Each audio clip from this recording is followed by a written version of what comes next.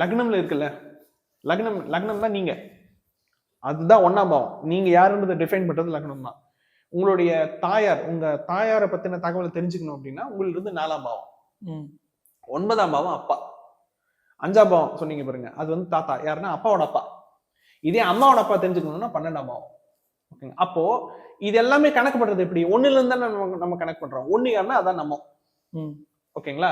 இப்போ இன்னொரு கூடுதலான ஒரு தகவல் சொல்றேன். இப்போ உங்க தாயாருடைய ஒர்க்கிங் ஹேபிட், உங்க தாயாருடைய ரெகுலர் ஆக்டிவிட்டிஸ், வீட்டுல செய்யக்கூடிய வேலையா இருந்தாலும் சரி, ஆபீஸ்ல செய்யக்கூடிய வேலையா இருந்தாலும் சரி, ப்ரொஃபஷனல் ஒர்க்கா இருந்தாலும் சரி, அன்அஃபிஷியலா அவங்க ஏதாச்சும் ஒரு ப்ரொஃபஷனை எடுத்து பிசினஸா பண்ணிட்டு இருந்தாலும் சரி, அவங்க ஒரு கர்மம் செய்யறாங்கல்ல, அவங்க ஒரு ஆக்டிவிட்டியில இன்வால்வ் ஆகுறாங்க இல்லைங்களா, அதுதான் உங்களுடைய ஜாதகத்துல உங்க லக்னமும் 9ஆம் பாவமும் அதை பேஸ் பண்ணி தான் இருக்கும். ஓகேங்க. அப்ப உங்க லக்னமே நீங்க கிடையாது, உங்க அம்மாவுடைய வேலை. சொல்றாங்களே பிரெக்னெண்டா இருக்கும்போது எல்லாம் பாசிட்டிவா பண்ணுங்க, பாசிட்டிவான விஷயங்களை செய்யுங்கட்டுன்னு.